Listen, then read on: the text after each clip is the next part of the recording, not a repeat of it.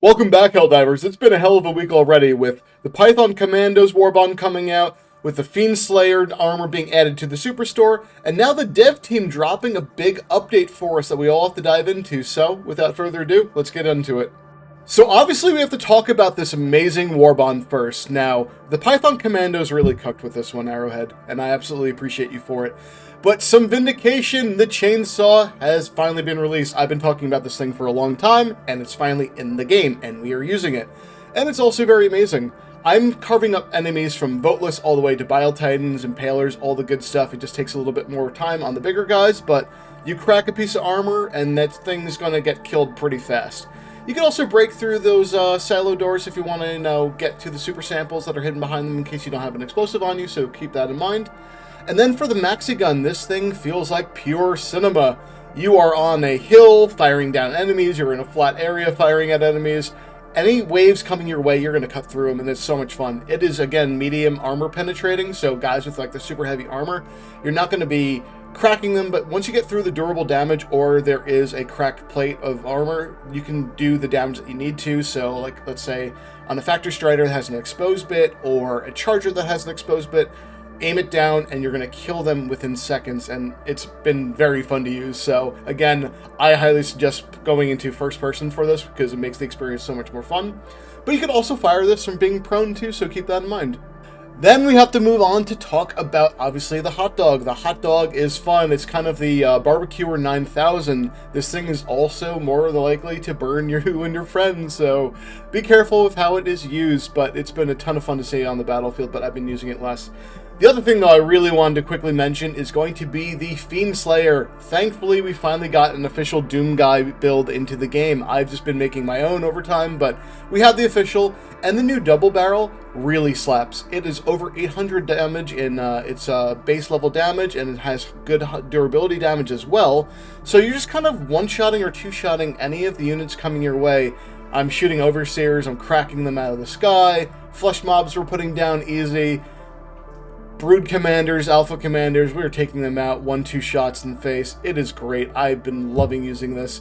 And I know the Doomslayer definitely approves of this inclusion into the game as well. Alright, so now on to all the different updates, because the dev blog and dev videos have just dropped, but I wanted to kind of distill all the information for you to make it a little bit more easy to follow, so let's dive in.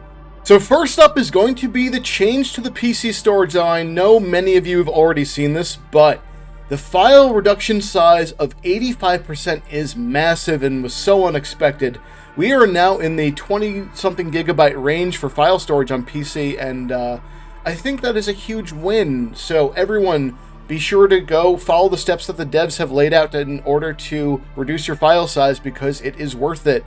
Then also, friends, I don't know if you've noticed, but they've also worked on reducing the load times caused by the HDD players, because they were the slowest to load in, which is making everyone have a longer load in time regardless. But thank you, dev team, for addressing this.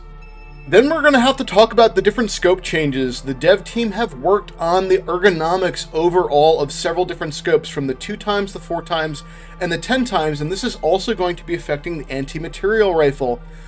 At certain points when you're going into first-person view and you're swaying your weapon around, the ergonomics felt pretty bad. But now it will speed up to zero in on what you are looking at, and when you are having weapon sway, I feel a bit better. And then also going from like 180 changes and just moving around in general, going from third to first person, you'll have an easier time, and it will feel like you are actually hitting the target where you need to be. So there still are some penalties that are in here, so you can't just go willy-nilly and thinking that you're going to be quick-scoping everything, but, I'd say this is a positive change. Next one up is going to be regarding the Factory Strider. No more flying upon death, friends. This has been a legacy issue, although I thought it was very comedic and I loved having it in the game. They found a way to code this out and fix it for now, but we'll see if it happens again in the future. Now on to the War Strider. The War Strider decreased force strength on grenade explosion from 50 to 30, so that is going to be an overall damage decrease to them, which is quite great, so, less of that forceful impact coming your way. But then also, friends, this is not noted, but they did talk about it. These guys will finally get killed by your heavy landmines, your anti-tank landmines. That is huge. Then a change to our most hated unit, the Stalker. Decrease the force strength from 40 to 35 when a tongue attack hits a player I know that is the worst attack that everyone is used to. It sends you flying across the map. It's really annoying, so decrease on that one. Then for our Bilespear or other Terminid unit, we have a decrease on their artillery all around, so decrease force strength from the explosion from 50 to 30, and then on the impulse explosion from 60 to 40, so those are pretty significant downgrades to their effectiveness. Now on to the weapons, because there's been several changes, and first up is going to be the variable. Now this is a fan favorite of everyone, so it's good to have a change on it already, but for the positive, and that is going to be an increased durable damage from 20 to 23, so not huge, but helps you with cracking that armor a little bit faster. Next for our primaries, we have the M90A shotgun. This thing was already hitting hard, but it has increased durability damage of 15 to 20. Then on to the Reprimand. This is a bit of an acquired taste to use this gun, but I do enjoy it. It has had increased damage, and that is going to be from 135 to 140. Yes, I did write damage twice on the thumbnail, but you get the point.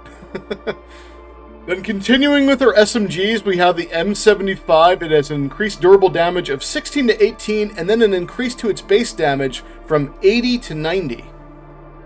The Defender will have an increased durable damage from 20 to 22, and then increased damage, it's supposed to be from 100 to 110, and that's what you get for trying to rush out a video, friends. You get to have the wrong damage being displayed here. Now let's wrap things up with our pistols.